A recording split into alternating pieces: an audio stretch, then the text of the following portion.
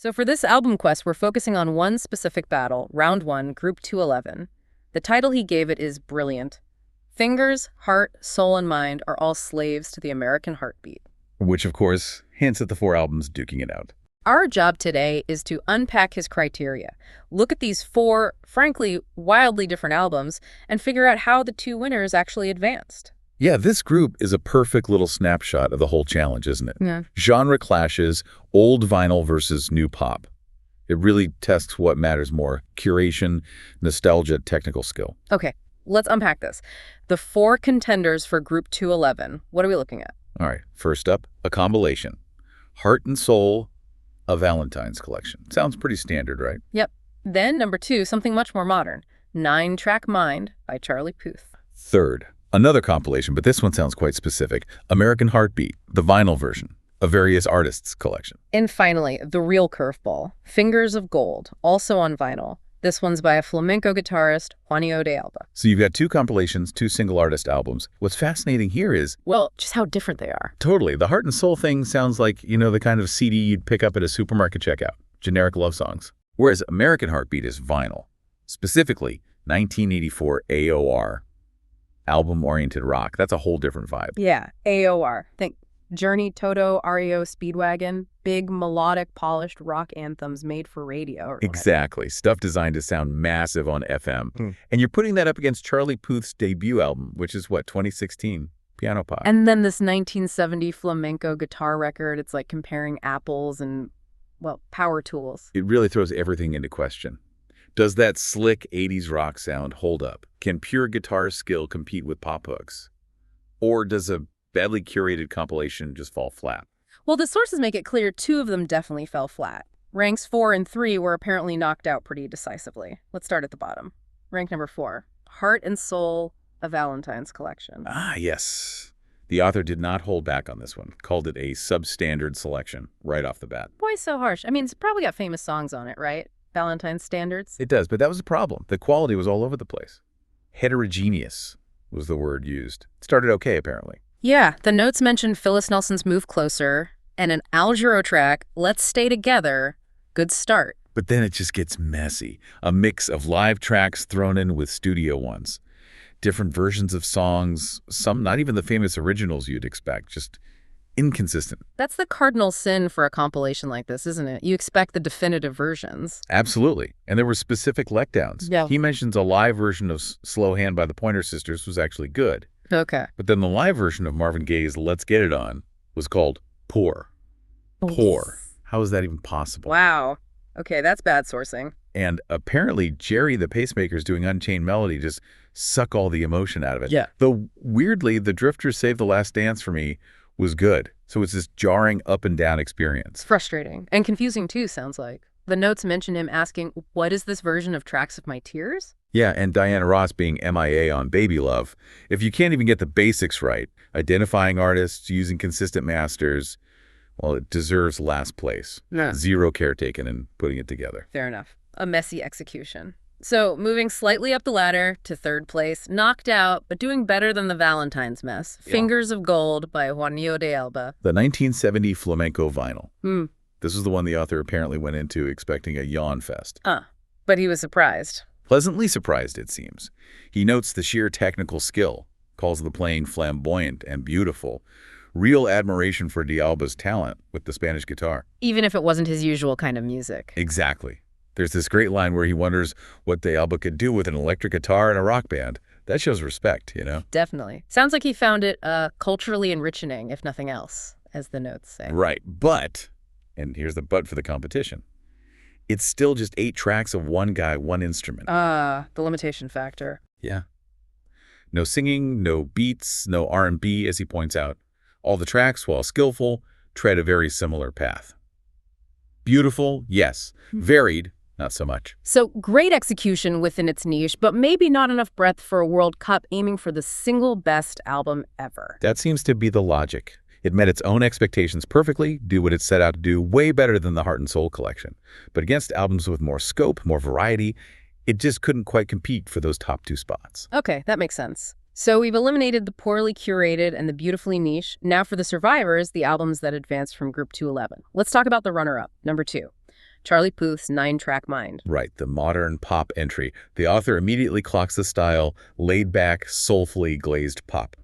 And he acknowledges Puth as a lovely tone, so initial appreciation there. But then comes the aha moment, realizing Puth is the guy who's saying, let's Marvin Gaye and get it on.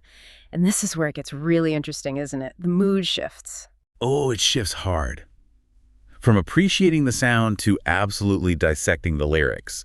That hit song, despite being huge, gets called thoroughly naff. And it's almost entirely down to the words. Pretty much. He zooms in on that title phrase, let's Marvin Gaye and get it on, like they said in the song. And the objection is? The they, he asks. Who's they?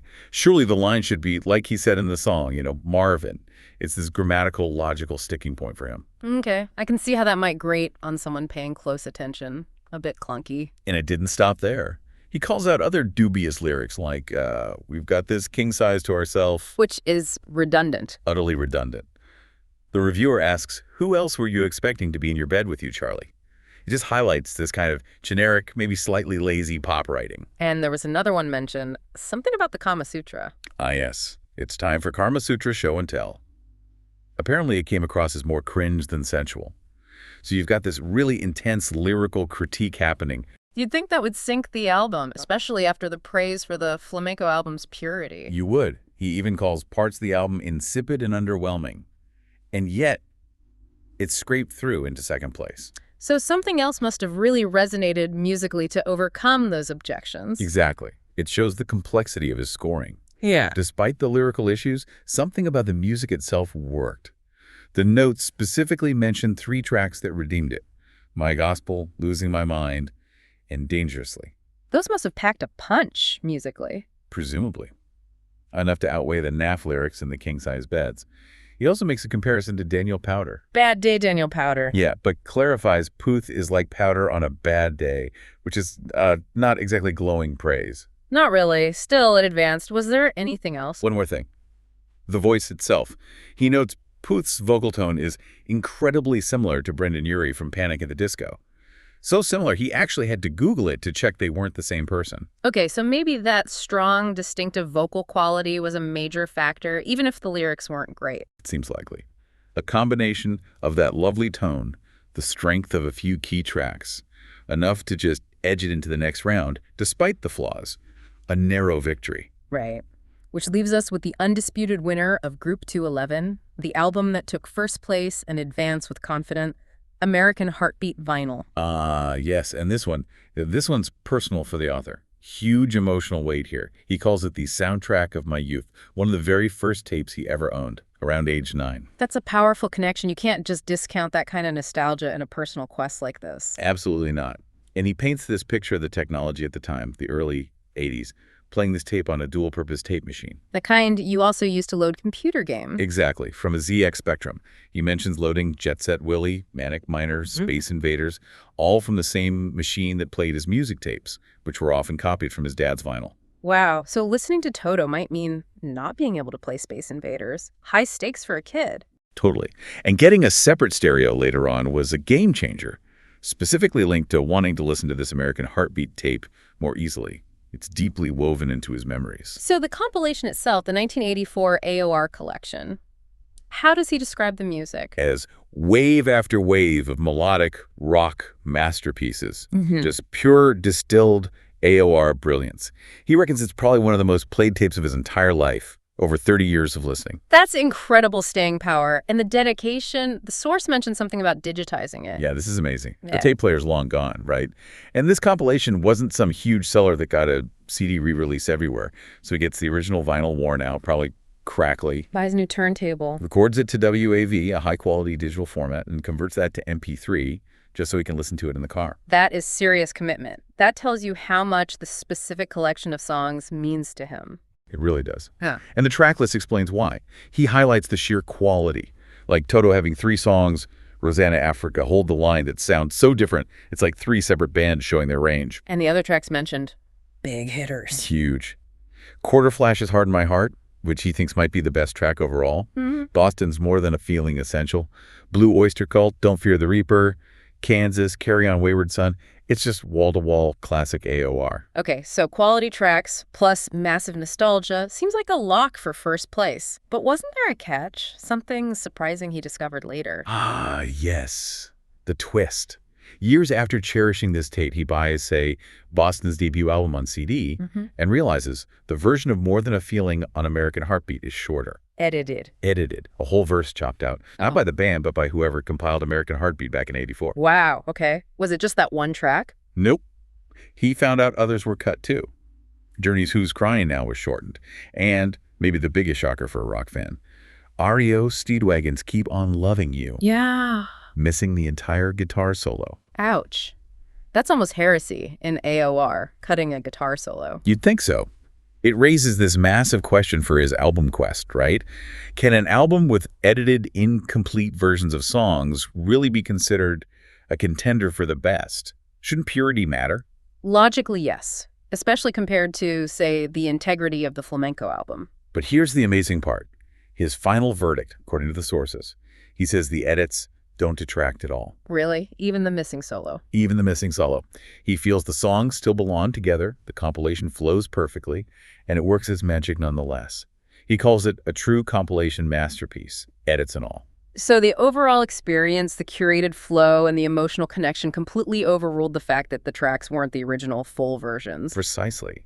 It suggests that, for him at least, the compilation itself as a listening experience was so strong, so perfectly crafted for its time and purpose, that the edits almost didn't matter. Maybe they even improved the flow for that specific tape format. That's fascinating.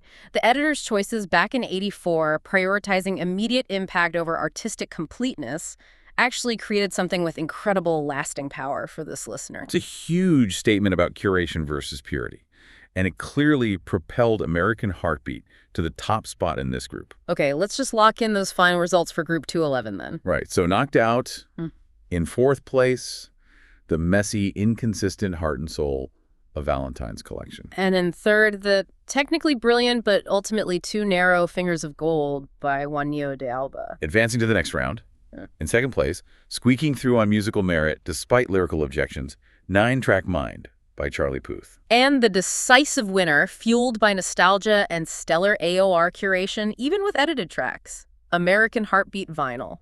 So what does this all mean for the album quest overall? What are the big takeaways here? Well, clearly that personal connection, that nostalgia factor is huge. American Heartbeat's history with the author gave it an advantage none of the others could touch. But it wasn't just nostalgia.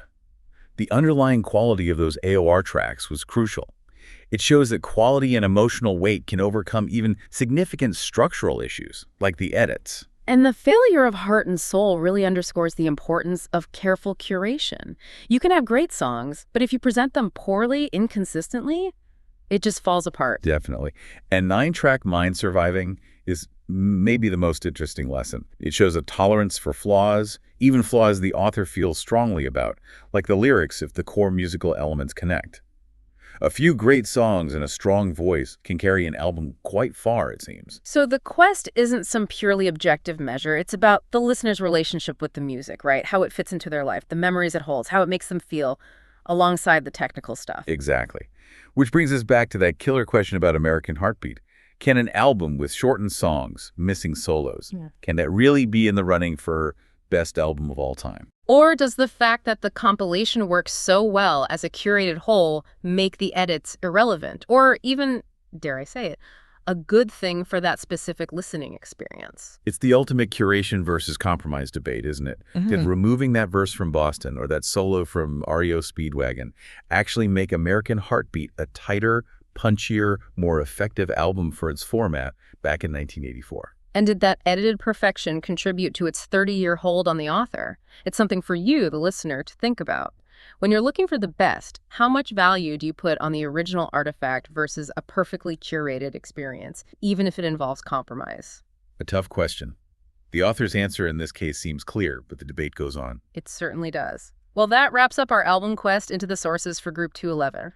Thanks for joining us. We'll see you next time as the search for the ultimate champion continues.